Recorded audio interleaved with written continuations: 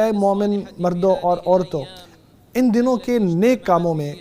جن میں بہت ساری نیکیاں اور بہت سارے فضیلتیں جمع ہو گئی ہیں، ان میں ایک نیکی کا کام حجاج کرام کی خدمت بھی ہے۔ اللہ تعالیٰ نے اس ملک کے اوپر خصوصی کرم آوازی اور رحم فرمایا ہے کہ یہ بیت اللہ کو آباد کرنے والے ہیں، اللہ کے وفد کا اکرام کرنے والے ہیں، مکہ اور مدینہ کی سرپرستی کرنے والے ہیں، اور مہمانان خدا کے لیے عبادت کو آسان بنانے والے ہیں، ان کا امن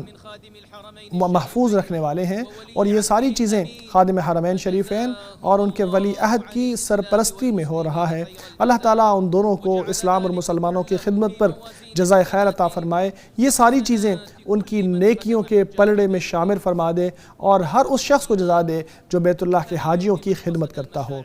اللہ کے بندو، جو مشاعر مقدسہ کا رخ کرے اس کو یہی زیب دیتا ہے کہ وہ حج اور عمرہ کی اہمیت کو جانے اور شریعت کے مقاصد کو اختیار کرے، ان کو سمجھے اور ان رولز اور ریگولیشنز کے اوپر عمل کرے جو لوگوں کی سلامتی کے لیے، لوگوں کی بھلائی کے لیے وضع کیے گئے ہیں۔ کیونکہ حج کیا جائے اجازت نامے کے بغیر حج کرنا درست نہیں ہے، کیونکہ اس میں دوسروں کی حق تلفی ہے، لوگوں کے لیے